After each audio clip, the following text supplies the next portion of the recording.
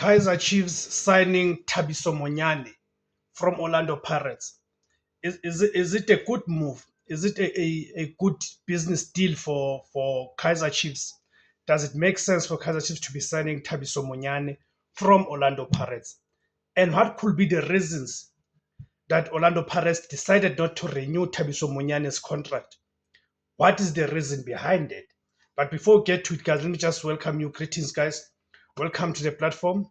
My name is Debos Kosana, and the name of the platform it is the Total Football TV. Please, guys, help me grow the platform. Here are the ways you can help me to grow the platform. Firstly, by subscribing. It is for free to subscribe. Then you click the notification bell, so each time I publish a video, you get notified. And please make sure you watch the video so the YouTube algorithm will recommend the video to a much wider audience. That's another form of helping me to grow the platform. Secondly, by sharing the videos on the social media platforms and by commenting and sharing. Okay, guys, let's get to it. Guys, I'm interested to hear your views. I'm interested to hear your views. What do you think of this reported signing? Of course, no, Kaizer Chiefs have not announced this, but it's been strongly suggested by credible. I'm talking about credible publications that Kaizer Chiefs have signed Thabiso Monyane, who was with Orlando Pirates. Thabiso Monyane was with Orlando Pirates for 15 years, or because he grew up in the Orlando Pirates structures. He came through the Orlando Pirates development structures, meaning he joined Orlando Pirates when he was about 12 or 13 years. You see, so he's a product of the Orlando Pirates. So do you think it's a good move? Is it a hit or miss, according to you, for Kaizer Chiefs? But before we go to that, let's just go back a little bit to Orlando Pirates. Why did Orlando Pirates release someone that I've already explained that he is a product, that Thabiso Monyane, he is a product of the Orlando Pirates development structures? Meaning Orlando Pirates have invested heavily on Thabiso Monyane. So for Orlando Pirates to have invested heavily on Thabiso Monyane from when he was 12, 13 years, it means we cannot question whether the boy has talent. We've seen his talent. The boy does have the talent. Otherwise, he would not have stayed at Orlando Pirates for so many years. The fact that he stayed at Orlando Pirates for more than 10 years, as he graduated through the different structures at Orlando Pirates, that means the boy has something, the boy has talent. And also look at the fact that the boy is only 25 years old. He's only 25 years old.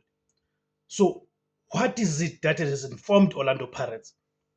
What could be the reason behind the decision by Orlando Pirates not to renew his contract? You look at the fact that he plays the right back. He plays the right back. So when you look at maybe what could be the possible reasons. Currently, Orlando Pirates at right back, they've got Deano van Rooyen, who's been doing very well for Orlando Pirates. Then they've got Bandile Shandu, who has just returned from injury.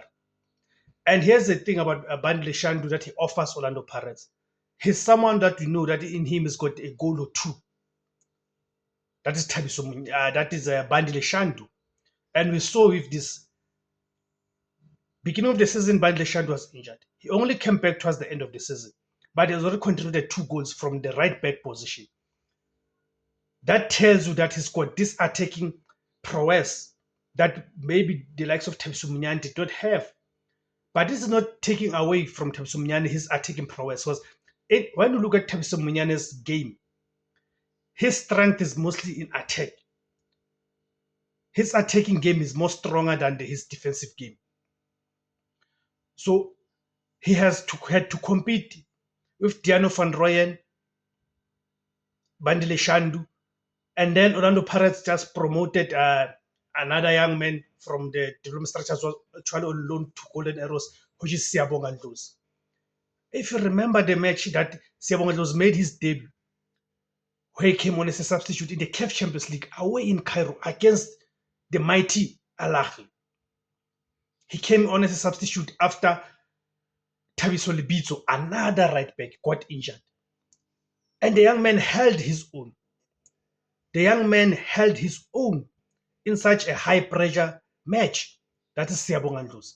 So you look at all those options, then you realize that that could be what informed the Orlando Pirates decision to say, but they need to release Thabiso Monyane, because I think One thing that worked against Thabiso Munyane, it is the fact that of late is someone that has become injury prone.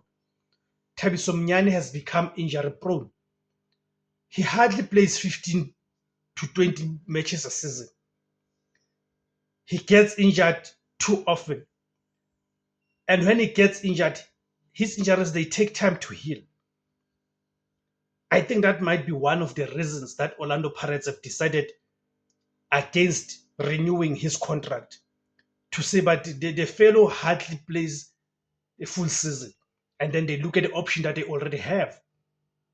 And must also consider there's another youngster that Orlando Pirates loaned out as Jabulan Mukuni, that they loaned out to, is it Orbit College? Is it Orbit College, if I'm not mistaken? That they loaned out. They loaned him out. So you look at all the options that Orlando Pirates has that would say that maybe on the Orlando Pirates side, it made business sense to release Thabiso Munyane. You see. No doubt, no, I don't think anyone should be doubting Thabiso Munyane's talent. No, no one can do that. No sane person will do that, especially someone who has watched him play. So now let's move to Kaizer Chiefs. Why Kaizer Chiefs made this move? You look at who does Kaizer Chiefs have at the right back position. They've got Riv Frosler, one of the best in the game. If I were to rate the right backs in this country, I'd say Khudiso Mudawet number 1. Then number 2 would be Diano van Rooyen, and Riv Frosler would be at number 3. There's no doubt he's a top quality right back. That is Riv Frosler. Of which I think another problem with Riv Frosler, he's got the same problem that Munyane has. He is injury prone. He is injury prone. So that's something that also works against him and his progress, especially in terms of him progressing to the senior national team, which is Bafana Bafana.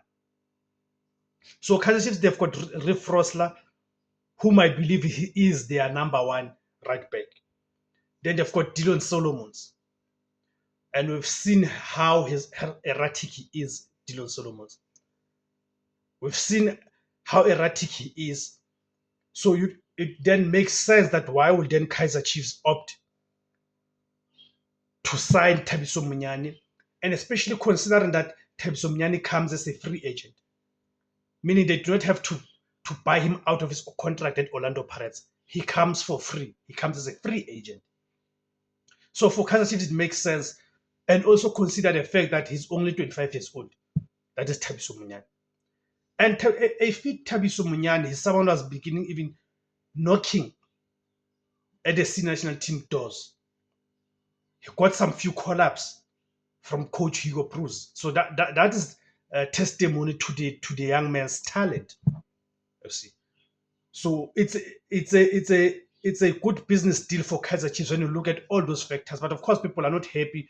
People were maybe hoping for a different signings and all of that.